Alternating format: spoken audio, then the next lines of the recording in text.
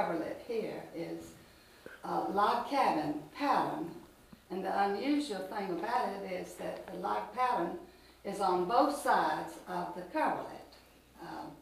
The geometric design there is beautiful, and it carries over to the other side. The coverlet is not quilted. It is tufted with thread. The people in this area call it tacking more than they do call it tufting. The navy coverlet here is called holly leaf. The pattern is holly leaf, and the unusual part about it is that it has a fringe on three sides, but the part that comes up under your neck, they didn't put a fringe on. A friend gave me this coverlet. She called it Around the Mountain, but I think that term ordinarily is Step Around the Mountain. It's a lovely pattern. A lot of these quilts, the pattern would be developed, and then another person liked it and would get the pattern and put a change in it to suit her own taste. This is a really stunning quilt. It's called Feather Edge with Sawtooth border. To me, it's just elegant and one of my very favorite quilts, and very finely done. This quilt is called the Orange Peel. Most of the quilts that I have are at least 100 years old. Some are older than that. This one right here is the pineapple pattern. It's a delicate green and again, it's a variation. There were a lot of variations of the pineapple pattern. The lovely quilt up there has stunning colors in it. It is a variation of the Step Around the Mountain, or another name for it is Delectable Mountains. But the unusual border is outstanding in this piece, and the colors. You can just imagine the personality of the person that made that quilt, the hours that they spent putting it together. I don't know whether it was during the socializing or what, but it certainly, this one reflects a vibrant personality. This is another navy blue woven coverlet. This little quilt right here is called double X's. Here are the X's, or crosses and losses. Some of the colloquial names are interesting to hear and to speculate as to why they got names like that. This is probably the most outstanding coverlet that I have. It's called a friendship quilt.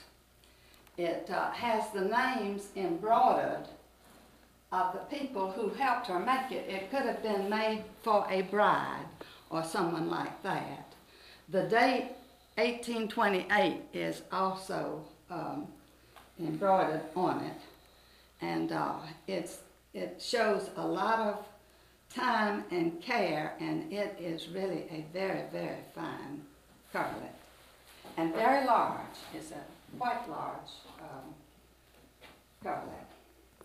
This coverlet is also tufted rather than quilted.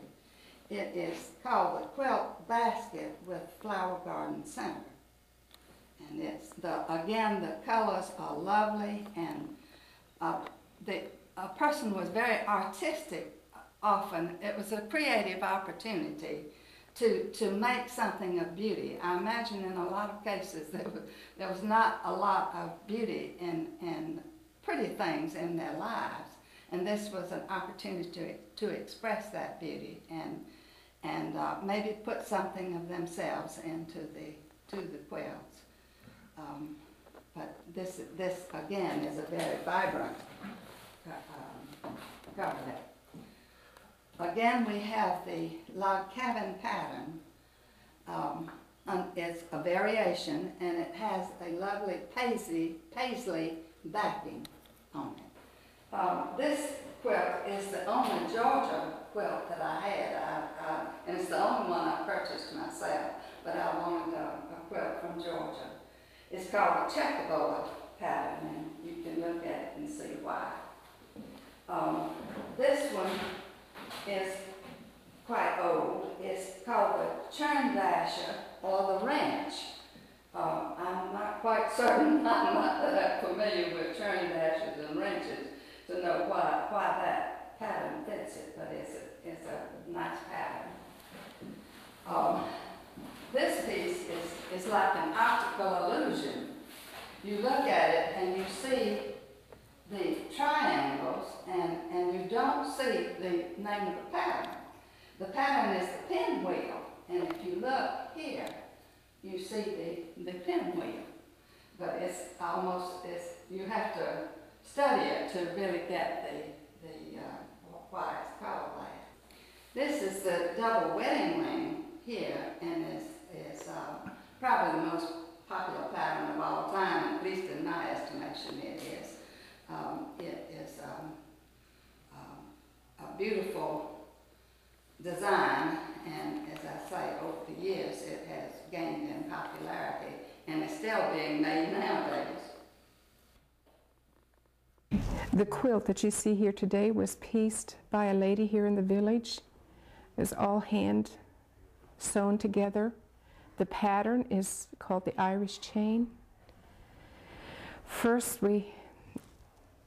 the pieces are pieced together and sewed together in strips, and then after the top is put together, we put a plain sheet, which is the back on the bottom, on the frame, pin it to the frame. Then comes the batting, and then the top.